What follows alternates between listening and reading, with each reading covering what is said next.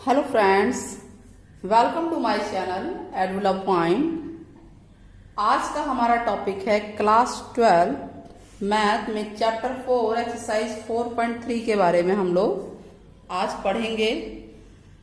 4.6 बहुत ही important exercise है और इसमें से एक क्वेश्चन जरूर आता है। 4.6 स्टार्ट करने से पहले हम लोग इसके बारे में बेसिक में जान लेते हैं। अगर ये आपने जान लिया तो आपको पूरी की पूरी एक्सरसाइज अच्छे से समझ में आ जाएगी। तो सबसे पहले सिस्टम ऑफ इक्वेशन हम 10th से ही लेते हैं। 10th क्लास में हमने पढ़ा था कि कंसिस्टेंट एंड इनकंसिस्टेंट दो पढ़ा था हमने, उसी को हम यहां पर जो है आगे बढ़ाएंगे। तो कंसिस्टेंट क्या है? अब सिस्टम ऑफ इक्वेशन हमने पढ़ा था कि एक सिस्टम ऑफ इक्वेशन कंसिस्टेंट जब है जब इसका सॉल्यूशन एग्जिस्ट करता है, यानी सॉल्यूशन हो, इक्वेशन का सॉल्यूशन हो, चाहे वो एक सॉल्यूशन हो चाहे एक से ज्यादा। जो एक वाला है हमने यूनिक पढ़ा था, एक से ज्यादा वाला हमने पढ़ा था इनफाइनाइट सॉल्यूशन, मैनी सॉल्यूशंस। तो ये किसी भी सिचुएशन में सॉल्यूशन तो है ना, तो इसको बोलेंगे कंसिस्टेंट सॉल्यूशन। दूसरा हमने पढ़ा था 10th में इनकंसिस्टेंट। इनकंसिस्टेंट क्या होता है कि कोई भी इक्वेशन जो है इनकंसिस्टेंट जब कहलाएगी जब उसका सॉल्यूशन ही नहीं निकलेगा, यानी नो सॉल्यूशन, उसका सॉल्यूशन एग्जिस्ट नहीं करता। ये दो बातें आपको ध्यान में रखनी है कि कंसिस्टेंट सिस्टम क्या है और इनकंसिस्टेंट सिस्टम क्या है। शॉर्ट क्वेश्चन में पूछ सकते हैं या लॉन्ग में भी बेस इसी का स्टार्ट है, इससे स्टार्टिंग होगी। अब आपको अगर लीनियर इक्वेशन जो है उसका सॉल्यूशन निकालना है तो वो कैसे निकालेंगे, ये सारी बेस चीजें हैं। ये आप अगर ध्यान से समझ लेंगे, वीडियो में एंड तक बने रहिए, ध्यान से समझ लेंगे तो आपको सारा समझ में आ जाएगा, सारे क्वेश्चन इजीली हो जाएंगे। To find solution of linear equation, आपको किसी भी लीनियर इक्वेशन का सॉल्यूशन निकालना है तो हमारे पास दो केस बनते हैं, केस 1 और केस 2। ध्यान से देखना है इसको। केस 1 क्या है कि कोई भी मैट्रिक्स है, मान लेते हैं ए कोई मैट्रिक्स है, वो नॉन सिंगुलर है। पिछली क्लास में हमने नॉन सिंगुलर किया भी था। नॉन सिंगुलर है, नॉन सिंगुलर का मतलब, इसका मतलब ये होता है कि डिटर्मिनेंट ए जो है 0 नहीं आएगा, 0 नहीं आएगा। नॉन सिंगुलर है तो ए इनवर्स एग्जिस्ट करेगा और उसका आंसर भी हमारा निकलेगा, यानी वैल्यूज निकलेगी। ये बात क्लियर हो गई। कोई भी सवाल करना है तो सबसे पहले डिटरमिनेंट ऑफ ए निकालना है कि वो सिंगुलर है कि नॉन सिंगुलर है। तो अगर नॉन सिंगुलर है तो ए इनवर्स एग्जिस्ट करेगा, उसके बाद हमारे आगे का सवाल स्टार्ट होगा। केस नंबर 2 क्या है कि कोई भी matrix, suppose A is singular matrix, singular matrix है, अगर सिंगुलर है, सिंगुलर का मतलब क्या होता है, सिंगुलर का मीनिंग है कि डिटर्मिनेंट उसका 0 आ गया। अब अगर डिटर्मिनेंट 0 आ गया तो क्या होगा, इसके भी दो केस निकलेंगे। अगर डिटर्मिनेंट 0 आ गया तो आपको ध्यान रखना है कि आपको सबसे पहले फाइंड करना है एडजॉइंट ऑफ जो भी मैट्रिक्स है ए इनटू में बी। अब ये बी क्या है, दोबारा यहां लिख देते हैं नीचे। आपको क्या फाइंड करना है? To find adjoint of A into B. अच्छा, अब ये ए और बी क्या है ये बच्चों को क्लियर कर देते हैं कि आपके पास कोई भी मैट्रिक्स है वो इस फॉर्म में है, ए एक्स इक्वल टू बी। ठीक है, लीनियर इक्वेशन को हम इस फॉर्म में लिख सकते हैं। तो A into X equal to B, ये है ए और ये बी है। तो अगर ए सिंगुलर आ गया यानी डिटर्मिनेंट 0 आ गया तो आपको फाइंड करना है adjoint of A into B. अब adjoint of A into B find करोगे तो दो सिचुएशन आएगी, या तो ये 0 आएगा या ये 0 नहीं आएगा। ठीक है, तो इफ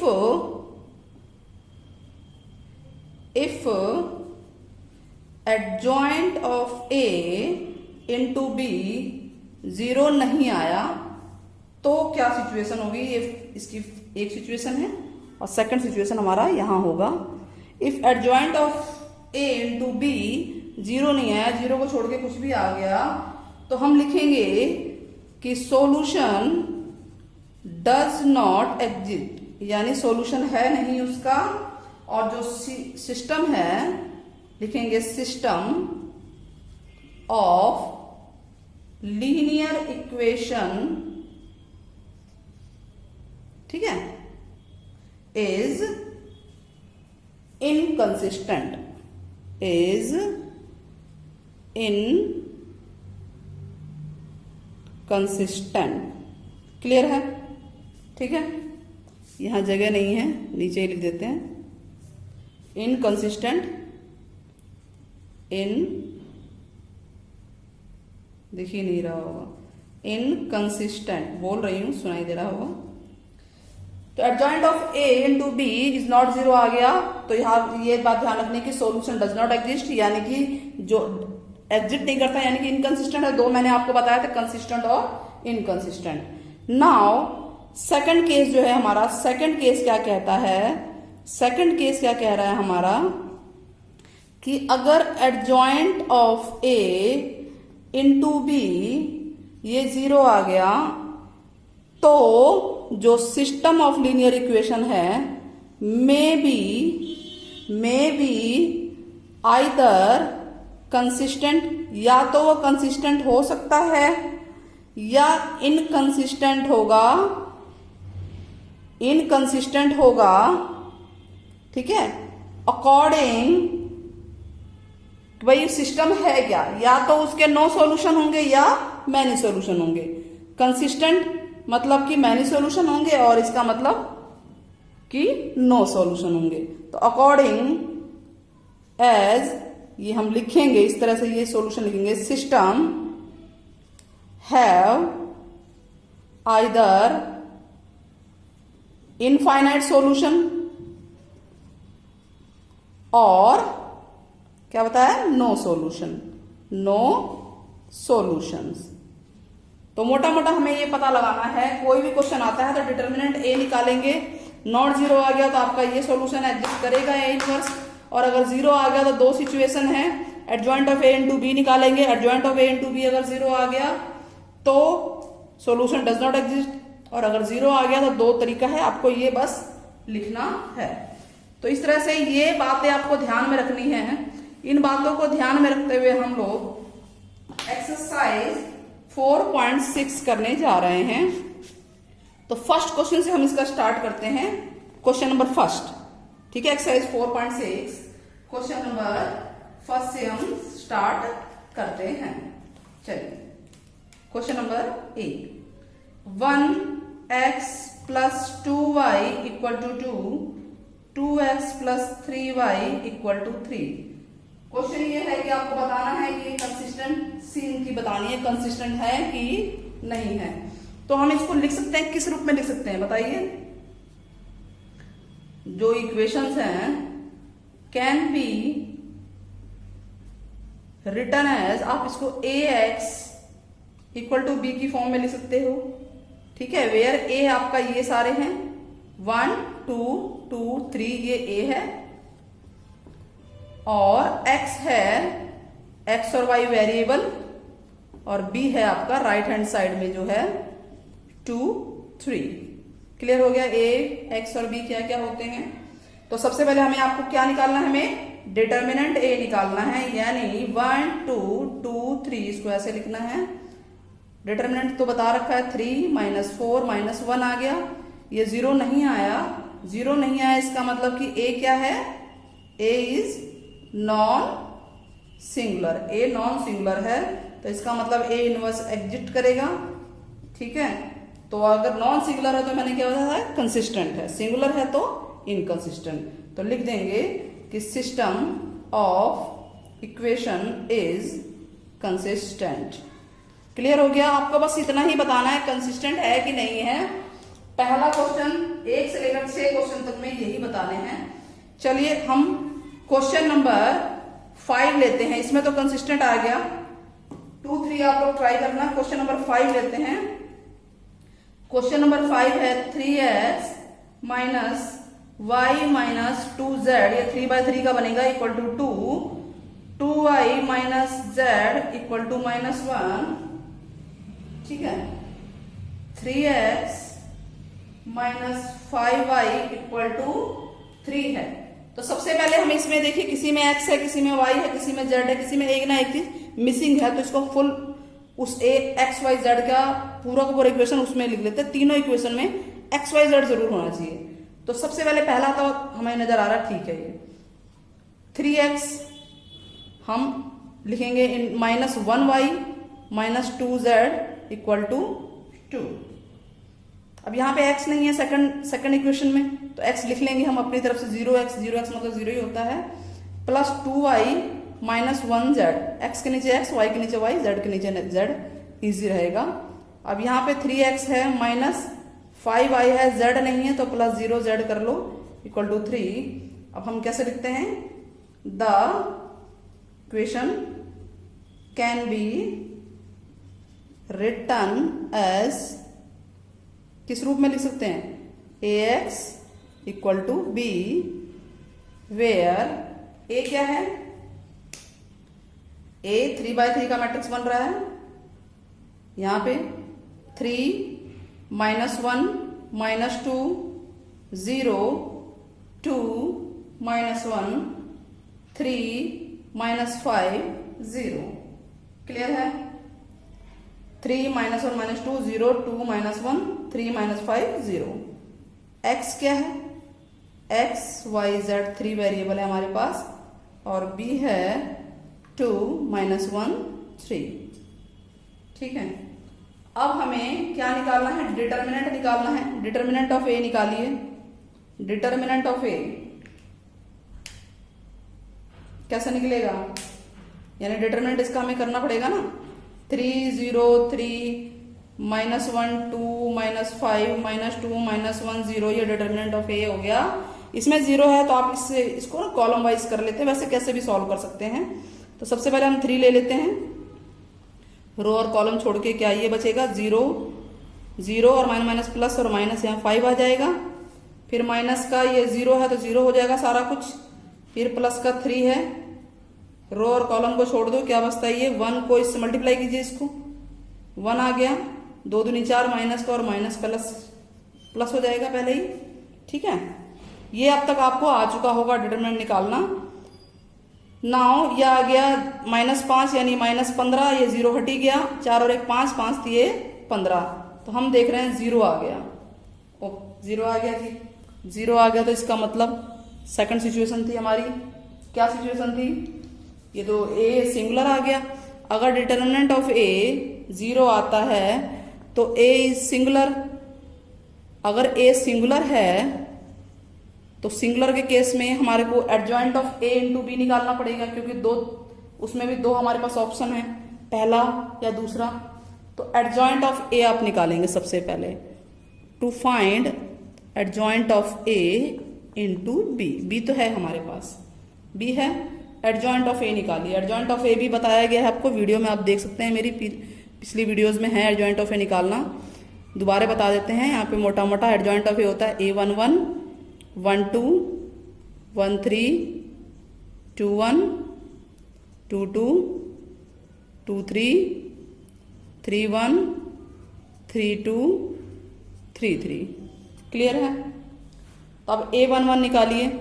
a11 क्या होगा, -1 की पावर 2, ये है आपका -1 की पावर 2, यानी a11 ये पोजीशन है, कॉलम और रो को छोड़ के ये बचता है, क्या है ये 0 -5, क्या आ गया ये माइनस का ही 5 आएगा, a12 यानी कि ये वाला है, ये रो और ये कॉलम को छोड़ के ये बचते हैं, पहले -1 की पावर ये 3 हो जाएगा, 0 मल्टीप्लाई कीजिए, 0 और ये 3 है ना, 3 यस 3, ये माइनस प्लस हो जाएगा 3, और अब ये प्लस का 3 आ गया, 3 इंटू -1 -3 होगा, और पावर है तो माइनस में आएगा, क्लियर हो रहा है, ठीक है। ठीक वैसे ही a13 निकाल लीजिए, -1 की पावर 4 13 यानी ये इस कॉलम रो को छोड़ के ये बचता है 0, ये 0 हो गया मल्टीप्लाई, फिर -6 तो ये आ गया हमारा -6। ठीक वैसे ही A21 निकालिए, A22, A23, A31, A32, A33, sort out कीजिए। ये होगा -1 की पावर 3, यहाँ पे -1 की पावर 4, ये जितना भी है यहाँ पे लिखा हुआ इसको ऐड करते हैं। -1 की पावर 5, -1 की पावर 4, -1 की पावर 5, -1 की पावर 6। अब इनटू में ये वाला है A21, रो और कॉलम को छोड़ के ये हो गया 0, 10 माइनस का, तो ये माइनस और ये माइनस प्लस का 10 हो जाएगा, क्योंकि यहाँ पे एक माइनस आएगा, यहाँ माइनस आएगा। तो अब इतना क्लियर बार बार अब रिपीट करने की जरूरत नहीं, अब तो क्लियर हो गया होगा। कॉलम और रो छोड़ के 0, 0, 3 दूनी 6, प्लस का 6 आ गया। ठीक है, ठीक वैसे ही अब अगला होगा 5 3 15, 5 3 15 माइनस का हो गया, प्लस का 3 हो गया, तो ये -12 और ये माइनस और माइनस प्लस का 12 आ गया। इसके बाद आएगा 3 1, ये हो गया 1 और प्लस 4, 5 आ गया, प्लस का ही 5 आएगा। नाउ नेक्स्ट ये वाला है, कॉलम और रो छोड़ के -3 और ये 0 हो गया, तो -3 ये होगा और माइनस ये हो गया, प्लस का 3 आ गया। अच्छा, और अब ये क्या आएगा 3 3, रो और कॉलम छोड़ के 6 और ये 0 आ गया, तो 6 ही आएगा। इस तरह से हमारे पास सारे आ गए। चलिए आगे करते हैं, यहाँ पे इतना मिटा देते हैं। तो एडजॉइंट ऑफ ए क्या आया हमारे पास -5, A11 पहले ये ऐसे लाइन से लिखेंगे, -5, -3, -6, 10, 6 12, 6 12, फिर 5 3 6, 5 3 6। अब इसको मल्टीप्लाई करना है, एडजॉइंट ऑफ ए को बी से मल्टीप्लाई करेंगे, यही है ना हमारे पास, क्योंकि दो सिचुएशन हमें बतानी है। अगर ये 0 आया तो क्या होगा और 0 नहीं आया तो क्या होगा। चलिए मल्टीप्लाई करते हैं, एडजॉइंट ऑफ ए लिख लेते हैं, -5 -3,